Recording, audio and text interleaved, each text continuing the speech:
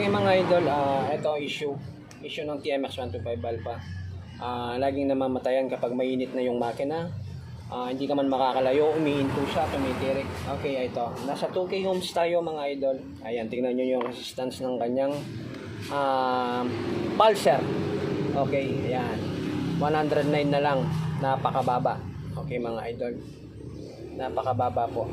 Kailangan nito ay nasa 150, 140 pataas mga idol. Okay, hanggang 180. Ganyan po yan. Napakababa na po nito. Napakalamig na po ng makina nito. Yan. Kaya kapag uminit pa to, magdadrops pa yan. Baka aabot na lang ng 100 to 98, 97 resistance. Kaya ganyan siyang tumitirik mga idol. Okay. Ngayon, ito. Tatanggalin natin to. Pagkalagay ng ating tester dito, i-test natin yung bagong stator mga idol. Ito yung bagong stator natin. Ito siya. Ngayon, i-test natin siya. Same proper lang yung pag-test niyan. Ayun yung blue, white, pati yung green na stripe white. Yan. Ayan, tingnan nyo po mga idol. Tingnan nyo, kataas yung resistance niya. Nasa 145. Okay, very good po yan mga idol. Ganyan po yung tamang pag-test at tamang resistance ng ating pulser mga kamotors. Okay, minsan ito katulad nito mga idol, yan, ito naka battery operated drive nito, naka 4 pin na yan, ito naka 4 pin na siya, wala na yung cut off na yan, no? Cut off na, kaya minsan ganyan din, minsan nasisirahan yan yung primary, madalas masira ng stator yung primary, madalang lang yung pulser. Pero ngayon yung issue nito, dahil naka 4 pin na yan, naka-bypass na yung primary nito, ayan, putol na yung black and red na wire. Bumigay na yung yung pulser niya mga idol. Okay, bumigay na.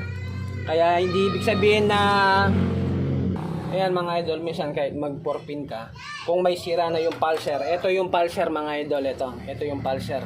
Minsan nagpo 4 pin sila, nagko-convert sila ng 4 pin. Yan, minsan nagko-convert sila ng 4 pin. Akala nila, okay lang yun kung maayos pa yung pulser, yung resistance niya. Pero kahit mag-convert ka ng 4 pin, kung sira, nababa na rin yung resistance nito guys, yung pulser, hindi rin uubra yung 4 pin mga idol. Kailangan pasok din yung resistance ng pulser bago ka mag 4 pin. Okay mga idol? Yan mga idol, tinest ko rin yung kanyang primary. Ayan, nasa 434 siya, 435. Yan, pasok na pasok po yan yung resistance ng primary mga idol. Yan. Okay, mga idol. Pero kapag bumaba na yan, sa nasa 300 na pababa, sira na po yan mga idol. Okay?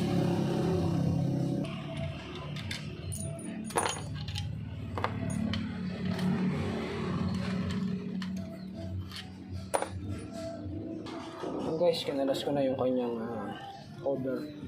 Ito mga idol. Ito pa yung isang tips natin mga idol. Pero ayan, nakita nyo naman yung resistance niya, no, mga idol, sa kanyang pulser. Napakababa na. Ngayon, ito pa yung naging issue niya. Yung kanyang mga magnetic coil, ayan, sunog na rin mga idol. Dulok na. Ayan, worn out na mga idol. Yan mga idol. Worn out na yung stator niya mga idol.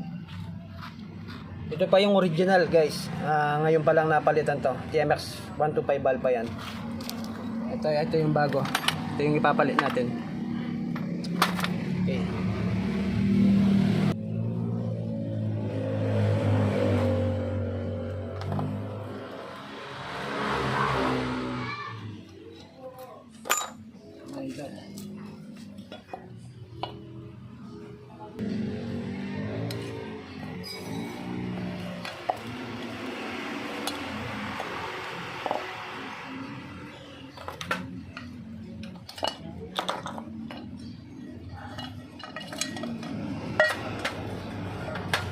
Mga idol, tawag po dito sa mga stator na ganito, wet type po yan. Ito po ibasa sa langis mga idol. Okay, para matumibay ito, tumagal, lagi po tayo nag-change oil, laging panatiling malinis yung ating langis. Wet type pong tawag dito. Yung mga sa TMX 155 dry type po yan. Okay. Yan idol, nalagay na natin yung bagong stator natin. Yan.